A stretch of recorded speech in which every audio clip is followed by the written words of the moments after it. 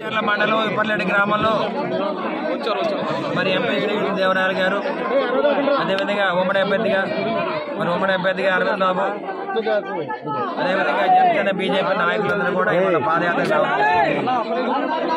మేము 5 ఏళ్ళు పడిన కష్టానికి మాకు జరిగిన నష్టాలకి ఇవాళ మాకు ఫలితం ఇప్పర్లెడ్డిపాలెం గ్రామంలో మాకు ఫలితం వచ్చింది.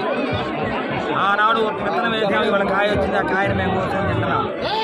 మరి 10 ఏళ్ళుగా వైసీపీకి అండగా ఉన్న సీనియర్ నాయకులు నాగేశ్వర రెడ్డి గారు, అదేవిధంగా ఇంకా చాలా మంది నాయకులు పెద్ద పోస్టులో ఉన్న వైసీపీ నాయకులందరూ కూడా వైసీపీ నుంచి టీడీపీలో చేరడం జరిగింది.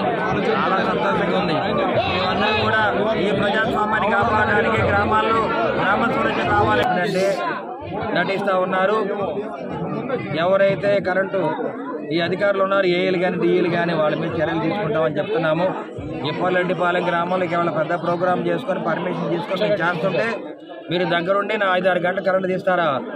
ఎవరైతే రొంపిచెర్ల మండలంలో ఏఈ గారు కానీ నర్సరావుపేట డిఈ గారు వీళ్ళందరి మీద చర్యలు తీసుకుంటామని చెప్పి మీడియా మాకు తెలియజేస్తున్నాము. రేపు వచ్చి ఏఈ డిఈ మాకు సమాధానం చెప్పాలి. ఇటువంటి కార్యక్రమంలో ఏదైనా ఇబ్బందులు జరిగితే ఎవరు బాధ్యత తీసుకుంటారు? కరెంట్ డిపార్ట్మెంట్ బాధ్యత తీసుకుంటారా, పోలీసు వాళ్ళు తీసుకుంటారా? ఇవన్నీ కూడా మేము తేలుస్తాము.